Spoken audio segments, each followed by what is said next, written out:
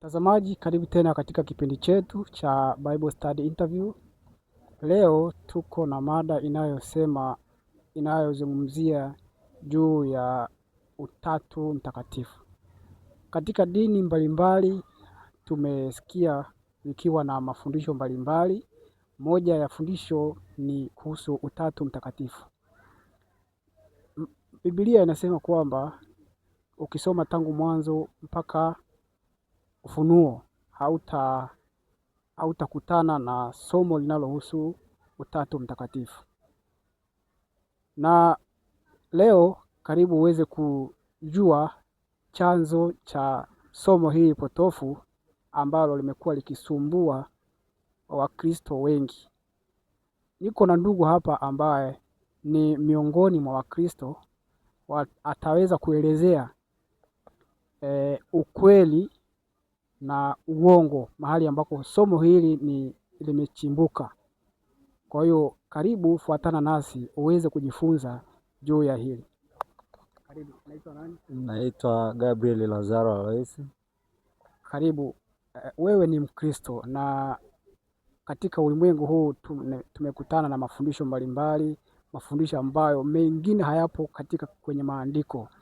Moja ya somo ambalo limesumbua watu ni somo la Utatu Mtakatifu. Somo hili au fundisho hili halipo katika maandiko kabisa. Ukisoma tangu kitabu cha Mwanzo mpaka Ufunuo hautakutana hichi kitu. Wewe unazungumziaje hili fundisho? Naam, kwanza nishukuru kwa mjadala huo unaohusu Utatu Mtakatifu. Fundisho hili kwanza katika namna tunavyoweza kulielewa na kulielezea. Kwanza katika kama ulivyosema tangu kitabu cha Mwanzo mpaka Ufunuo hakuna hoja kuhusu Utatu Mtakatifu.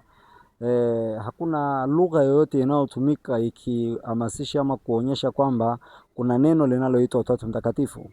Lakini ni nini asili ya Utatu Mtakatifu? Na je, Utatu Mtakatifu ni kitu gani na umetokea wapi? Hoja kuhusu Utatu Mtakatifu hatuwezi kuipata mahali popote isipokuwa katika historia. Pale tu tunapoweza kukutana na mkutano mkubwa sana. Kwa wale ambao ni Wakatoliki watanielewa vizuri. Katika katekizmu ya Kanisa Katoliki, katekizmu ndogo kabisa ile ya mafundisho ya watoto wa komunio, utasoma kwenye sura ya 2 inayoitwa Imani Yetu. Utaenda kupata mjadala kuhusu Utatu Mtakatifu na itakuelekeza kwenye katekizmu kubwa ambayo itakupatia mjadala mpana kuhusu Utatu Mtakatifu. Utatu Mtakatifu ni fundisho ambalo kimsingi lilitungwa na mababa wanaojulikana kama mababa wa imani. Kanisa Katoliki limekuwa likiamini kuwa wanaamini katika vitu vikuu vitatu. Wanaamini katika Biblia, cha kwanza wanasema. Kitu cha pili wanachoamini ni mababa. Lakini kitu cha tatu wanaamini katika mapokeo ya wazee.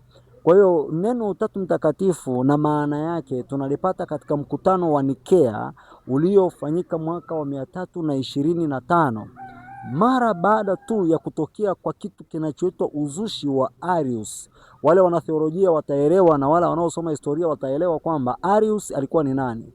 Lakini utapaswa kufahamu kwamba Arius alikuwa ni moja ya mapadri wakubwa sana. Alikuwa ni moja ya watu mashuhuri katika ulimwengu ule wa zamani wa karne ya 3. Na Arius aliweza kupingana moja kwa moja na dhana ambazo zilikuwa zimeanza kuingia kanisani kipindi kile. Kabla ya fundisho la Utatu Mtakatifu, dhana za kiutatu zilikuwa zimeanza kuingia hata kabla ya kupewa jina Utatu. Na tunaona kwamba Arius aliweza kukataa na kufundisha kwamba kuna Mungu mmoja tu aliye Baba, na akafundisha kwamba kuna Kristo ambaye ni mwanae wa pekee, na Roho Mtakatifu alifundisha ni nguvu ya uungu, ni nguvu ya Baba na Mwana.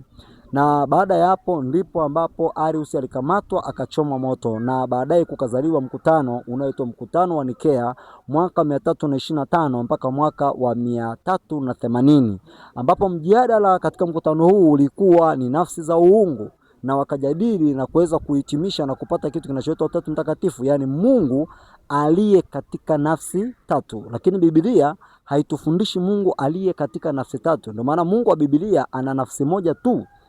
Nini kuhusu Kristo? Yeye ni nani? Nini kuhusu Roho Mtakatifu? Yeye ni kitu gani?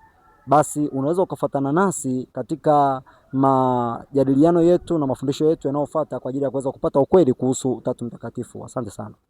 Nashukuru sana kwa maelezo hayo mazuri. Mtazamaji, umeweza kupata angalau kwa kiasi.